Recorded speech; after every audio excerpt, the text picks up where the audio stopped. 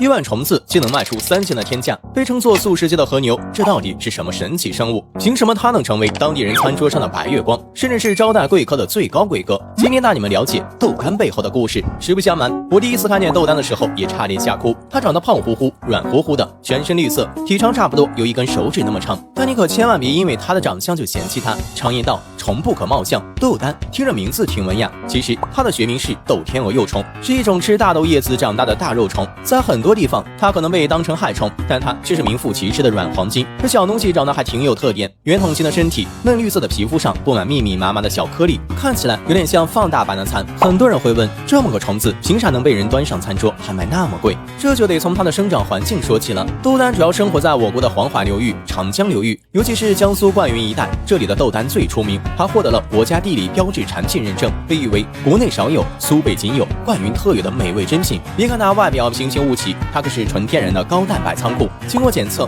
它的蛋白质含量高达63.2%，比猪、鱼、鸡蛋的蛋白质含量都高，而且它含有人体必需的18种氨基酸，其中有7种是人体自己合成不了的，必须从食物中获取。除此之外，它还富有钙、铁、镁、磷等多种微量元素，维生素 E 的含量也很高。常吃不仅能补充营养，还能增强免疫力，驱寒养胃，对心脑血管也有好处，老人小孩吃都特别合适。而且吃豆丹的历史早在清代就有了，汉文豪蒲松龄就曾在文字里记载过豆丹的吃法：豆丹捉之可浸，又可熬油，法掐头，掐进浴水，入服少头水，烧之叠之。可见这美味早在几百年前就被古人认可了，真是祖宗严选啊！那么问题来了，这么个活蹦乱跳的虫子是怎么变成餐桌上的美味的？这中间的加工过程可以说非常硬核且讲究。首先要把鲜活的豆丹放进水里浸泡，让它们溺亡。接着就是最考验技术的一步，擀肉。师傅会在案板上垫一块木板，拿起一根擀面杖，把处理好的豆丹从头到尾轻轻一擀，只听啪的一声，虫体内的内脏和杂质就被挤出来了，留下的就是那一块块清中带白、晶莹剔透的肉。不管是清炒、白煮还是油炸、做汤，都能鲜调美貌，吃起来口感细嫩，鲜味绵长，完全没有虫子的腥味，